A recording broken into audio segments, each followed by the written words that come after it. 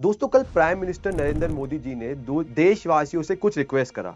उन्होंने बोला कि अगले 1 साल तक आप ट्राई कीजिए कि आप वर्क फ्रॉम होम करें। अगले 1 साल तक आप ट्राई कीजिए कि आप कम से कम गोल्ड को बाय कीजिए। अगले 1 साल तक आप अवॉइड कीजिए कि आप फॉरेन ट्रेवल पे जाएं। इवन उन्होंने फार्मर्स को भी कहा कि अगले 1 साल तक आप केमिकल फर्टिलाइजर्स का इस्तेमाल कीजिए, कम कीजिए।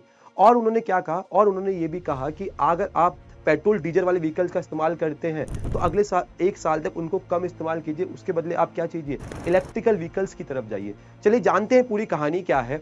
देखिए, रशिया यूक्रेन का वॉर काफी समय से चल रहा है, जिससे हमारे जो फर्टिलाइजर इंडस्ट्री है उसकी जो डिमांड है ऑलरेडी हैम्पर हो रही है। अब ईरान और यूएसए वॉर के कारण क्या हो रहा है, जो हमारा कच्चा तेल की डिमांड है, क्रूड ऑयल है, वो भी हैम्पर हो रहा है, जिससे हमारे देश में पेट्रोल और डीजल के प्राइस बढ़ते जा रहे हैं। पर उन्होंने गोल्ड बाय करने के लिए क्यों मना किया? क्योंकि गोल्ड का प्रोडक्शन हमारे देश में इतना नहीं है और गोल्ड को इंडिया के अंदर लोग as a long term investment देखते हैं। तो गोल्ड को अगर लॉन्ग टर्म इन्वेस्टमेंट देखते हैं और हमारे अंदर डिमांड, हमारे पास इतना प्रोडक्शन नहीं है, तो हम क्या करते हैं, फॉरेन डिमांड करते हैं। साथ ही साथ उन्होंने बोला है कि 1 साल तक आप ड्यू टू वॉर वाली सिचुएशन आप फॉरेन ट्रेवल में मत जाइए।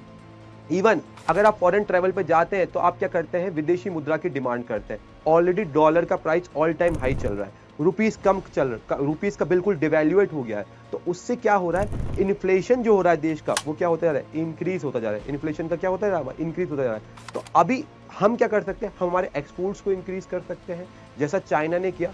वो हमारी देश की बेटर इकोनॉमी के लिए काफी हेल्पफुल रहेगा।